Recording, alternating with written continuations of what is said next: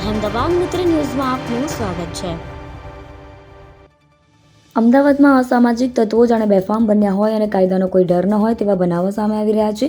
તેવામાં જ અમદાવાદના કુખ્યાત બુટલેગરના પુત્રનું અપહરણ કરીને મારવામાં આવ્યો તો બીજી તરફ હુમલો કરનાર પણ કુખ્યાત આરોપી ધમા બારડનું નામ ફરી એક વખત પોલીસ ચોપડે નોંધાયું છે। કૃષ્ણનગર વિસ્તારમાં અપહરણ અને મારામારીના ગુનામાં કુખ્યાત ધર્મેન્દ્રસિંહ ઉર્ફે ધમા બારડની ઝોન 4 LCBએ ધરપકડ કરી છે। નર્મદા જિલ્લાના કેવડિયા કોલોની પાસે આવેલી હોટલમાં સંતાઈને બેઠેલા ધમા બારડને આખરે દબોચી લેવાયો છે। 6 સપ્ટેમ્બરે મોડી રાત્રે ધમા બારડ સહિત 5 જેટલા શખ્સોએ કુખ્યાત બુટલેગરના કિશોર લંગડાના દીકરા અજીતસિંહ રાઠોડનું અપહરણ કરી મારવાના કેસમાં છેલ્લા 3-4 દિવસથી નાસ્તો ફરતો હતો। શહેર પોલીસ કમિશનરે સમગ્ર મામલાને ગંભીરતાથી લીધો।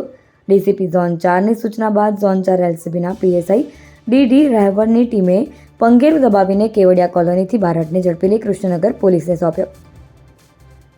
જોકે હાલ તો અન્ય ફરાર આરોપીની હજુ શોધખોળ ચાલુ છે। કૃષ્ણનગર અને નરોડા વિસ્તારની પોલીસના નાકના દમમાં કરી મુકનાર ધર્મેન્દ્રસિંહ ઉર્ફે ધમા બારડની ફરી એક વખત ધરપકડ કરી લેવાઈ છે। ધમા બારડ વિરુદ્ધ 22થી પણ વધુ ગુના કૃષ્ણનગર પોલીસ સ્ટેશનમાં નોંધાઈ ચૂક્યા છે, ત્યારે નરોડા પોલીસ સ્ટેશનમાં પણ પ્રોહિબિશન, મારામારી, લૂંટ, ફાયરિંગ સહિતના ગુનાઓ નોંધાયા છે। કૃષ્ણનગર પોલીસે ધમા બારડને સાથે રાખીને ઘટના સ્થળનું રિક્રિએટ કરાવ્યું હતું। અહેમદાબાદ મિત્ર ન્યૂઝની યુટ્યુબ ચેનલને સબસ્ક્રાઇબ કરો અને બેલ આઇકોન જરૂરથી દબાવો, જેથી દરેક મહત્ત્વના વિડીયોની નોટિફિકેશન તમને મળતી રહે।